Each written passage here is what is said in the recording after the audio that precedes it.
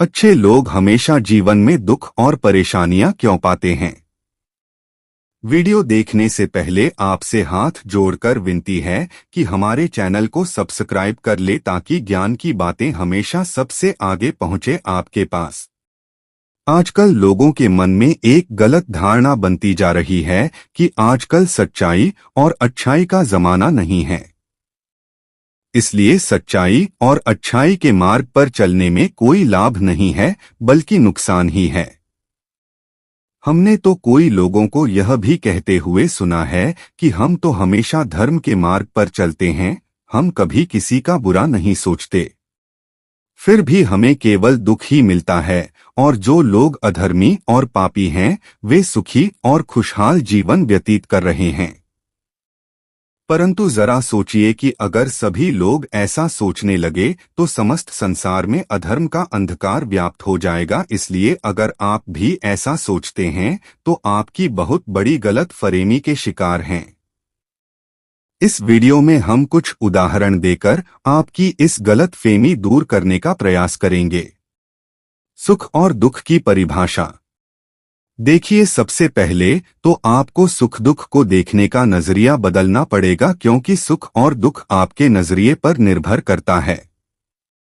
अगर आपकी नजर में धन दौलत, स्त्री पुत्र, मान बढ़ाई और पद प्रतिष्ठा को प्राप्त करना ही सुख है तो फिर आपके लिए इससे बड़ा दुख कुछ भी नहीं है, क्योंकि आप जिन भौतिक सुखों को जीवन का सुख समझ रहे हैं वह वास्तव में एक धोखा है और इस धोखे से बाहर निकलने के बाद ही आपको परम सुख की अनुभूति हो सकती है। अज्ञानवश आप संसारिक सुखों को जीवन का उद्देश्य बना बैठे हैं, जबकि आपके जीवन का मूल्य इन चीजों से कहीं ज्यादा बड़ा है। इस संसार में अनेकों महापुरुष हुए हैं जिन्होंने धर्म पालन के लिए जीवन भर दुखों का सामना किया। आपकी संतुष्टि के लिए हम यहाँ कुछ महापुरुषों के कठिन जीवन का संक्षिप्त वर्णन कर रहे हैं। महापुरुषों की संक्षिप्त जीवनियां। जरा सोचिए कि अगर जीवन में भौतिक सुखों का इतना ही महत्व होता तो भगवान राम राजसी सुख को छोड़कर अपने स्वधर्म पालन के लिए वनवास का दुख क्यों सहन करते? क्या आपका दुख भगवान राम से भी बड़ा है, जिन्होंने राज्य के 56 भोगों को छोड़कर 12 वर्षों तक कंदमूल खाकर जीवन गुजर किया? जिनके सुकोमल चरणों के नीचे फूल बिछना चाहिए था, उन चरणों में जंगल के कांटे चुभते रहे।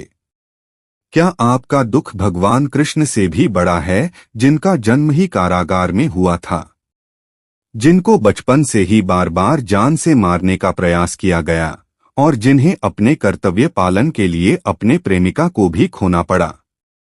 क्या आपने पांडव से भी ज्यादा दुख सहन किया है, जो धर्मात्मा, गुणवान, पराक्रमी, बलवान, महारथी और स्वयं भगवान के परम मित्र होते हुए भी कई वर्षों तक अपने हक के लिए दर दर भटकते रहे, जिन्होंने धर्म पालन के लिए एक विराट नरेश के यहाँ दास बनकर रहना स्वीकार किया?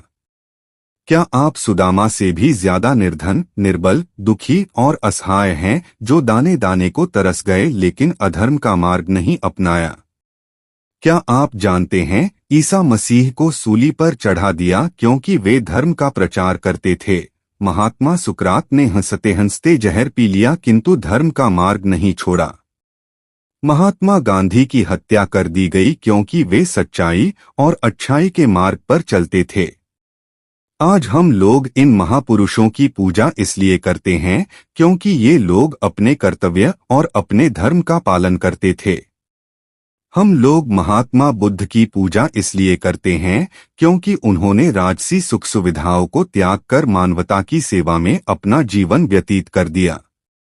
अगर इन्होंने भी हमारी तरह भौतिक सुख सुविधाओं को महत्व दिया होता तो हम लोग आज उनकी पूजा नहीं करते। मानवता की परिभाषा क्या है? देखिए, दुख तो हर इंसान के जीवन में होता है, परंतु यह जीवन के प्रति आपके दृष्टिकोण पर निर्भर करता है कि आप उसे किस प्रकार से देखते हैं। यदि आपका दृष्टिकोण सकारात्मक है तो आप दुख में भी सुख कारण खोज लेंगे। मेरे विचार में तो जीवन में दुख का महत्व सुख से कहीं अधिक है, क्योंकि सुख के अपेक्षाकृत हम दुख में ईश्वर के ज्यादा करीब होते हैं। जो कि जीवन का सबसे महत्वपूर्ण पहलू है।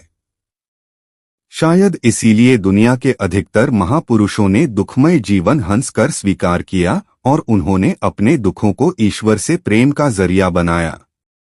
आप दुख को ऐसे भी देख सकते हैं जैसे एक सुनार सोने को जलाकर, गलाकर और तपाकर आभूषण तैयार करता है।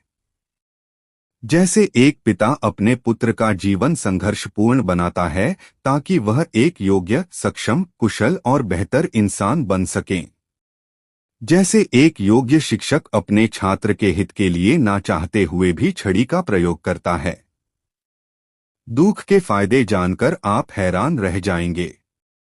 फिर भी कुछ ऐसे लोग जो लोग धर्म के मार्ग पर चलते हैं, उन्हें जीवन में जब बार बार दुख मिलता है और जब वे अत्याचारी और अधर्मी लोगों को सुखी देखते हैं तो उनके मन में विचार आता है कि क्या उन्हें भी धर्म का मार्ग छोड़कर अधर्म को अपना लेना चाहिए।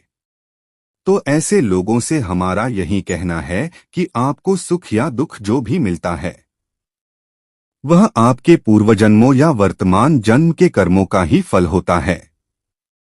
ईश्वर आपके सुख दुख के लिए उत्तरदायी नहीं है।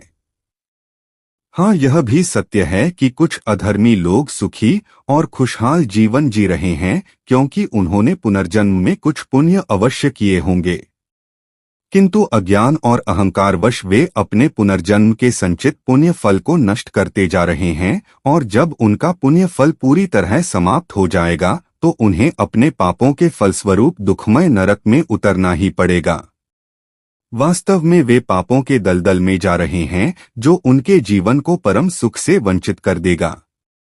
याद रखें, समस्याएं, चुनौतियां, दुख, दर्द सभी के जीवन में हैं, इनसे कोई भी मनुष्य अछूता नहीं है। इसलिए जीवन में अगर आपको जीवन में दुख, दर्द, अन्याय और अपमान और मुसीबतों का सामना करना पड़ रहा है तो इसका मतलब यह नहीं है कि आप धर्म का मार्ग छोड़कर अधर्म के मार्ग पर चल पड़े।